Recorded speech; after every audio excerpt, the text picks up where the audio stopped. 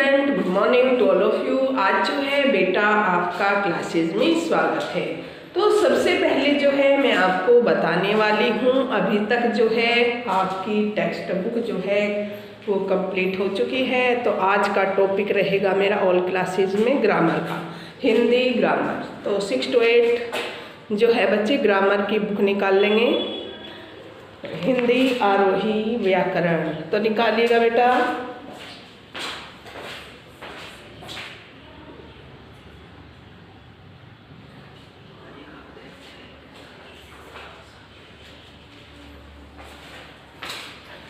तो बेटा आपने निकाली हिंदी आरोही व्याकरण। तो आज जो है हिंदी आरोही व्याकरण में जो है मैं आपको करवाने वाली हूँ लेसन 10। लेसन 10 है आपका क्रिया विशेषण। क्या है बेटा? क्रिया विशेषण जो है आपका लेसन है इसमें। और इस लेसन में जो है मैं आपको बताने वाली हूँ कि क्या है क्या नहीं। सबसे पहले जो है हमारा टॉपिक है क्रिया विशेषण। क्या है बेटा? क्रिया विशेषण। तो सभी बच्चे निकालिएगा। और हमारा टॉपिक सब्जेक्ट तो आपको पता ही है। और बेटा टॉपिक रहेगा हमारा टॉपिक क्रिया विशेषण।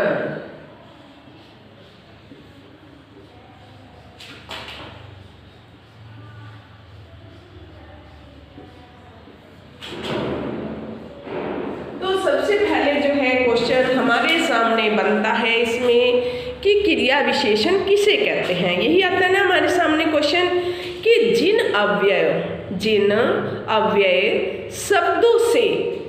अव्यय शब्दों से बेटा क्रिया की विशेषता का ज्ञान होता है उसे हम क्रिया विशेषण कहते हैं। क्या कहते हैं? उसे हम क्रिया विशेषण कहते हैं। सबसे पहला क्वेश्चन है इसमें हमारा कि क्रिया विशेषण किसे कहते हैं।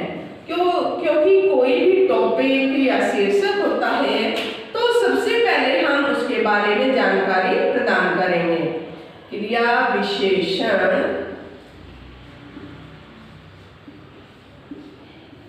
किसे कहते हैं।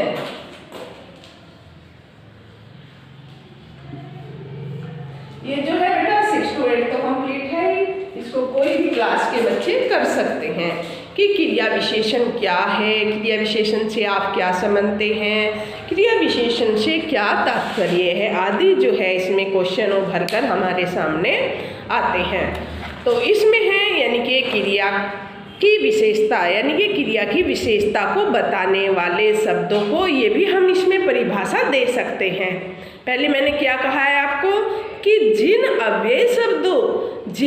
अव्यय शब्दों से क्रिया की विशेषता का ज्ञान होता है उसे हम क्रिया विशेषण कहते हैं। कई बार क्या होता है बच्चों के अव्यय ध्यान न रहकर जिन शब्दों से, ऐसे भी हम इसको बोल सकते हैं, जिन शब्दों से क्रिया की विशेषता बताने का जो है काम होता है या विशेषता पता चलती है उसे हम क्रिया विशेषण कहते हैं। तो सबसे इजी है, आप इसको जो है किसी भी रूप में ले सकते हैं। यानी कि इसमें अगर बच्चों अभी तक आपने विकारी शब्दों और संज्ञा, सर्वनाम, क्रिया विशेषण के बारे में पढ़ा है, लेकिन अब आप जो है अविकारी शब्दों और क्रिया विशेषण, संबंध बोधक, समुच्चय बोधक और विस्मय आदि बोधक के बारे में पढ़ेंगे। तो उन्हें जो है हम क्या कहते हैं? इन सभी को इन्हें हम अव्यय भी कहते हैं। क्या कहते हैं बेटा?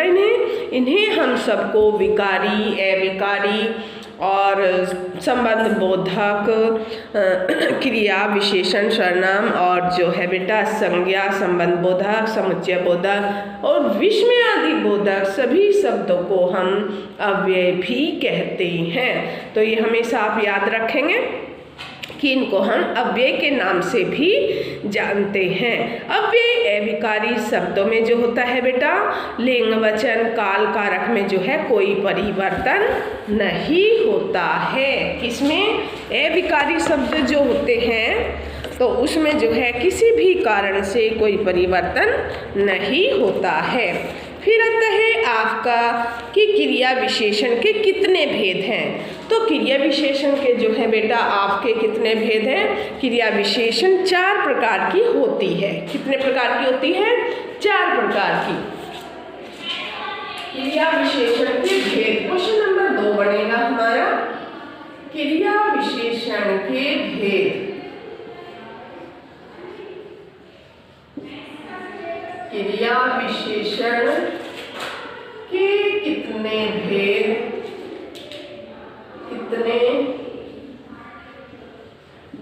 होते हैं?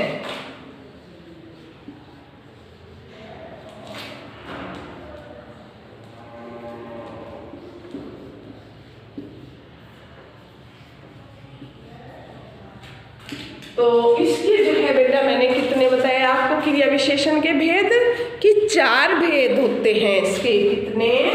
अगर हम आंसर इसका लिखेंगे क्रिया विशेषण के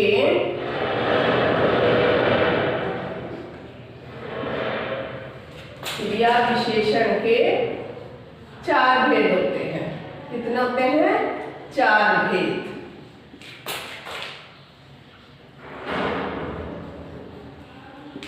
और जैसे एक तालिका हम बनाएंगे 4 भेदों की, यहाँ लिखेंगे हम भेद। इससे जो है बेटा हमें जल्दी याद हो जाता है। और इस प्रकार जो है हम इनको 4 भागों में विभाजित करेंगे। ठीक है, तो इस प्रकार जो है हम इनको 4 भागों में विभाजित करेंगे। सबसे पहले लिखेंगे काल वाचक क्रिया विशेषण। कौन सा है? फर्स्ट हमारा काल वाचक क्रिया विशेषण।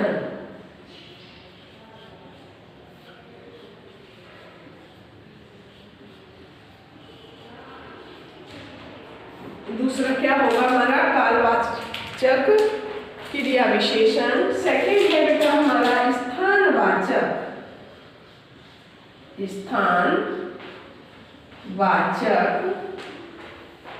क्रिया विशेषण।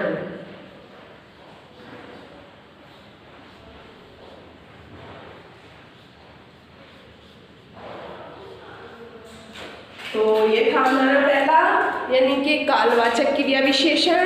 और सेकंड है बेटा हमारा स्थानवाचक क्रिया विशेषण। नेक्स्ट है हमारा रीतिवाचक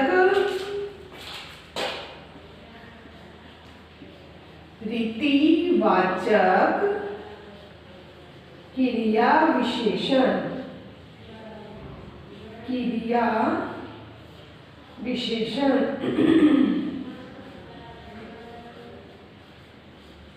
ये क्या है हमारा? क्रिया विशेषण। कौन सा क्रिया विशेषण है?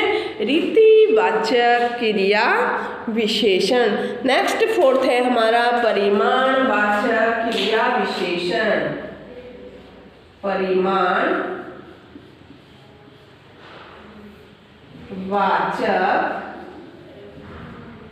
क्रिया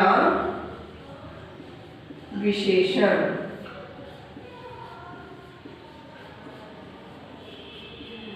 तो ये बताया बेटा मैंने आपको क्रिया विशेषण के भेदों के बारे में। नंबर 1 कालवाचक, नंबर 2 स्थानवाचक क्रिया विशेषण, नंबर 3 रीतिवाचक और ये थी आपकी नंबर 4 यानी कि परिमाणवाचक क्रिया विशेषण। सबसे पहले जो है बेटा अब आती है हमारी कालवाचक क्रिया विशेषण किसे कहते हैं? जिन विशेषण शब्दों से क्रिया के होने के समय का पता होता है या समय के बोध का पता चलता है उसे हम कालवाचक क्रिया विशेषण कहते हैं। क्या कहते हैं? उसे हम कालवाचक क्रिया विशेषण कहते हैं। तो इसके जैसे वह दिन भर खेलता है, पिताजी आज आने वाले हैं, यानी कि उससे जो है इन उदाहरणों से हमें क्या पता चला, यानी कि समय का पता चला। तो समय का पता चलने के कारण जो है ये हमारा क्या होगा, क्योंकि काल यानी कि समय की विशेषता बताते हैं कि वो कब क्या होगा। जैसे तुम यहाँ बार बार क्यों आती हो, जैसे यहाँ आप यहाँ बार बार क्यों आती हो, तो यानी कि इसमें जो है काल का विशेषता का पता चल रहा है, तो इसलिए जो है बेटा इसे हम क्या कहते हैं? कालवाचक क्रिया विशेषण। तो नेक्स्ट आया हमारा टॉपिक क्या है? स्थानवाचक क्रिया विशेषण। स्थानवाचक जो है बेटा क्रिया विशेषण किसे कहते हैं? हमारे सामने जो है ये क्वेश्चन आता है, जिन विशेषण शब्दों से क्रिया के होने के स्थान का जो है बोध होता है, क्रिया के होने के स्थान का कि कहाँ क्रिया किस स्थान पर जो है बेटा क्रिया हो रही है, तो उस स्थान का पता चलता है, तो उसे हम क्या कहते हैं? स्थानवाचक क्रिया विशेषण। नेक्स्ट आता है हमारा रीतिवाचक। क्या आता है बेटा हमारा? यानी कि रीतिवाचक क्रिया विशेषण। तो हमारे सामने जो है क्वेश्चन उभर के आता है कि रीतिवाचक क्रिया विशेषण किसे कहते हैं हम? जो विशेषण शब्द क्रिया के होने की रीति और ढंग का बोध कराते हैं उन्हें जो है हम क्या कहते हैं? रीतिवाचक विशेषण। क्या कहते हैं? रीतिवाचक विशेषण कहते हैं। एक बार फिर सुनेंगे, रीतिवाचक विशेषण किसे कहते हैं? जो क्रिया विशेषण के शब्द होते हैं, शब्द क्रिया के जो है बेटा वे के होने का जो एक बार फिर देखेंगे, जो विशेषण शब्द क्रिया के होने की रीति मीन्स ढंग का पता करते हैं उन्हें क्या कहते हैं? रीतिवाचक क्रिया विशेषण। तो अभी जो है नेक्स्ट यानी कि फोर्थ परिमाणवाचक क्रिया विशेषण हमारे सामने आता है कि परिमाण क्रिया विशेषण जो है किसे कहते हैं? परिमाणवाचक क्रिया विशेषण किसे कहते हैं? परिमाण होता है जैसे कि बेटा जो विशेषण शब्द क्रिया का परिमाण यानी कि नाप तोल, क्रिया की माप तोल का जो है पता यानी कि बोध कराते हैं या पता लगाते हैं उन्हें हम परिमाण क्रिया विशेषण कहते हैं। जैसे उदाहरण में आप ले सकते हो, थोड़ा दूध पी लीजिए, थोड़ा लिखने का अभ्यास करो, गुड़िया बहुत बोलने लगी है। तो इसमें क्या हो रहा, ढंग का जो है बेटा हमें मालूम हो रहा है कि वो किस ढंग से उसको कहा जा रहा है। जैसे उसको कहा कि थोड़ा लिखने का अभ्यास कीजिए, उसको कहा कि जो है गुड़िया बहुत बोलने लगी है, यानी कि उनके ढंग का जो है हमें इससे मालूम होता है।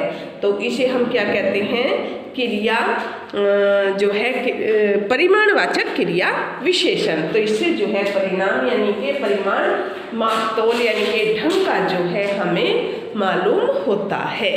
तो आप जो है एक बार ये दोहराई करें और फिर इससे आगे जो मैं आपको टॉपिक कराने वाली हूँ विशेषण और क्रिया विशेषण में अंतर।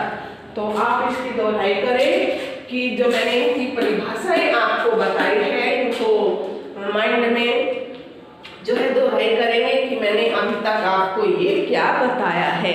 और आगे मैं बताने वाली हूँ इसी टॉपिक में यानी कि विशेषण और क्रिया विशेषण में अंतर। दोहराई करेंगे।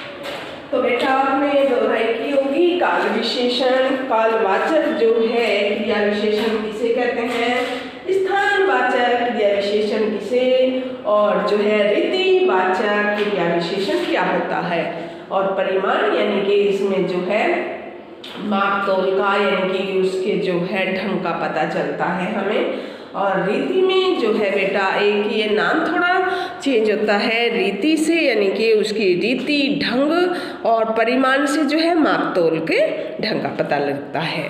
तो अब जो है मैं आपको बताने वाली हूँ कि विशेषण और क्रिया विशेषण में अंतर। तो नेक्स्ट यानी कि क्वेश्चन आप बना सकते हैं, विशेषण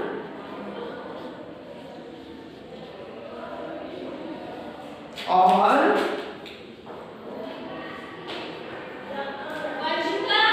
क्रिया विशेषण में अंतर।